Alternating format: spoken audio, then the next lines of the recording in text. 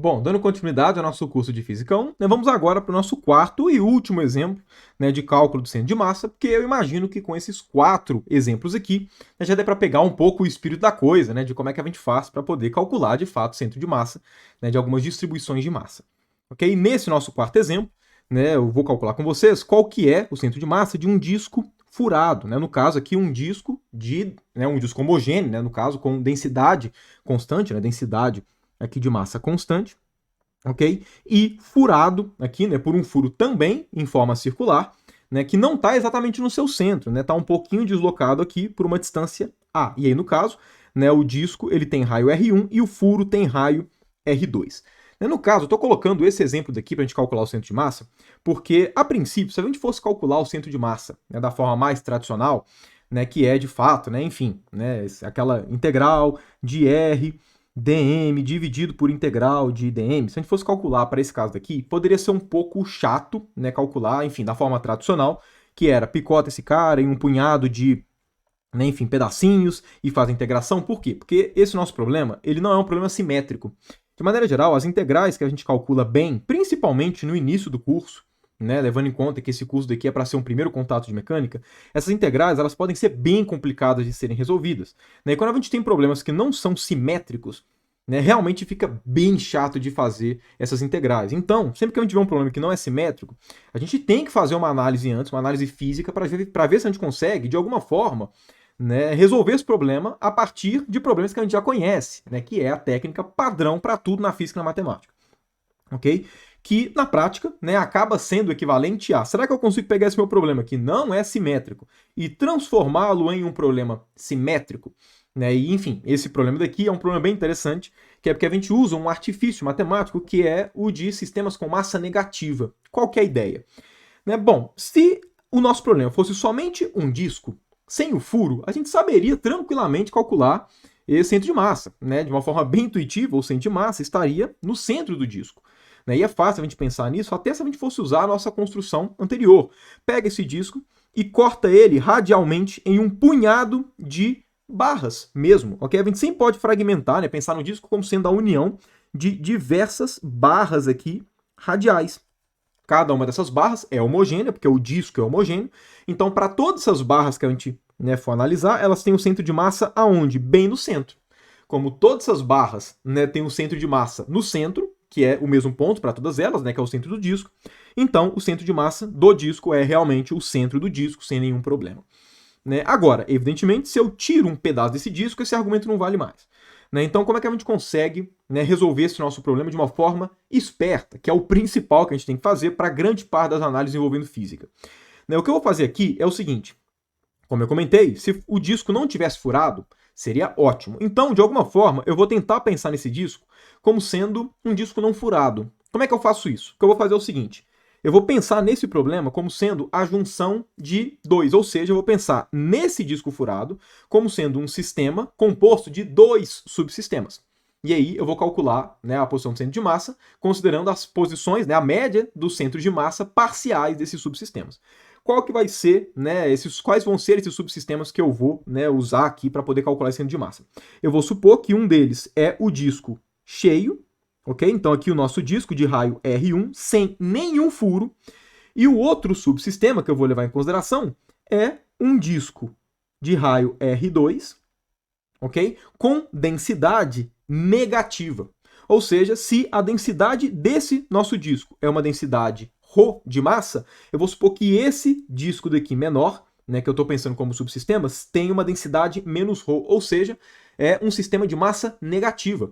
Por quê? Porque se eu pego esse disco e eu coloco ele aqui, ou seja, se eu trato esse, né, nosso disco como sendo, né, esses 2 subsistemas um em cima do outro, nessa região eu tenho 2 densidades, uma negativa, uma positiva, de mesmo valor. Então, a resultante, a densidade resultante exatamente aqui em cima vai ser 0, que é equivalente a gente não ter nada. Aí vem a pergunta principal, né, Felipe? Faz sentido a gente levar em conta a massa negativa? Do ponto de vista físico, não. Ok? Mas do ponto de vista matemático, para fazer a conta, a gente pode fazer isso. Certo? Matematicamente, esse nosso problema pode ser pensado como sendo a superposição desses 2 subsistemas, um de massa positiva e outro de massa negativa. Ok? E então a gente pode usar isso como um artifício matemático, né, como sendo uma ideia matemática que vai permitir a gente calcular o centro de massa de um sistema que não é simétrico a partir da união de sistemas que são simétricos. E aí mata o problema. Ok? Vai ser exatamente isso que eu vou fazer com vocês. Então, bom, levando em conta que o centro desse nosso disco furado e o centro do furo estão sobre uma mesma linha, né, que nesse meu desenho é uma linha horizontal, eu vou, né, definir aqui uma coordenada x para poder facilitar aqui, né, a nossa análise, que é uma coordenada que o x igual a zero é exatamente aqui, né, no centro do nosso disco, e aqui no caso, né, a posição do nosso furo está exatamente em x igual a A. Ok? Nesse sentido, né, se a gente está pensando nesse nosso disco furado como sendo a união de dois discos, né, um de densidade ρ e outro de densidade menos ρ, né, então o centro de massa desse cara, né, a posição do centro de massa, né, que vai ser a posição x, vai ser o zero, e a posição do centro de massa desse cara daqui vai ser a posição A. Consequentemente, a posição do centro de massa desse nosso disco furado pode ser calculada a partir dessas posições, né, de centro de massa parciais, as posições do centro de massa, né, dos subsistemas, né, do nosso sistema físico. Ou seja, o problema que a gente tem na prática, né, é, então, o de calcular o centro de massa de um sistema de duas partículas. Ok? Aqui no caso, né, uma das partículas vai estar localizada na posição x igual a zero, e a outra partícula vai estar na posição x igual a A. E qual que vai ser a massa de cada uma dessas partículas? Vai ser a massa dos seus subsistemas.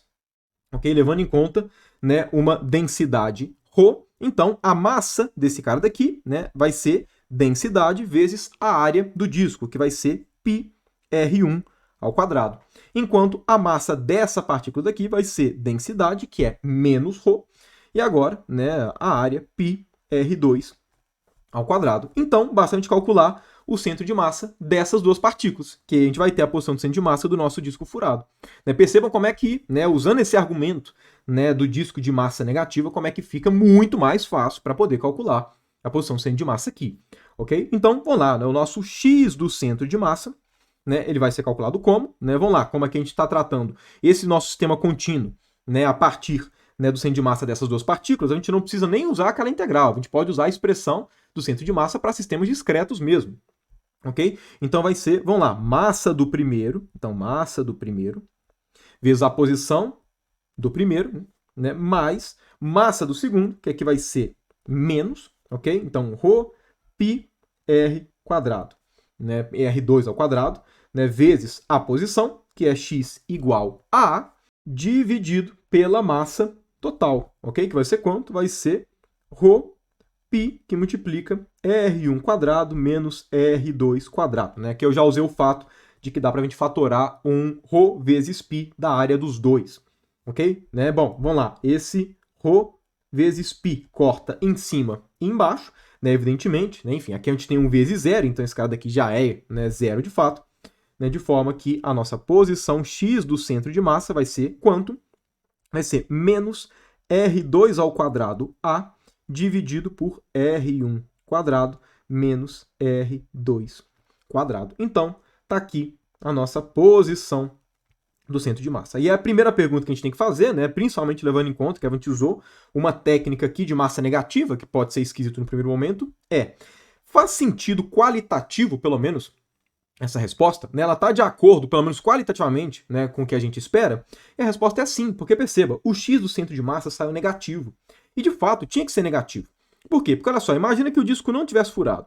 Se o disco não tivesse furado, se aqui tivesse preenchido, aqui eu vou até colocar de azul para poder ficar com a mesma cor, né? Vamos lá, se aqui tivesse tudo preenchido, o centro de massa do disco seria exatamente o seu centro. Agora, se eu tirei um pedaço de massa, o centro de massa vai ficar mais próximo da maior quantidade de massa, certo? O centro de massa é o centro da distribuição de massa do nosso sistema. Então, se eu tirei uma massa, né, de uma certa região, o centro de massa se afasta daquela região que a massa foi retirada. Então, ele desloca um pouquinho para a esquerda. E é de fato que a gente pegou, né? No caso aqui, deslocar para a esquerda é ficar negativo.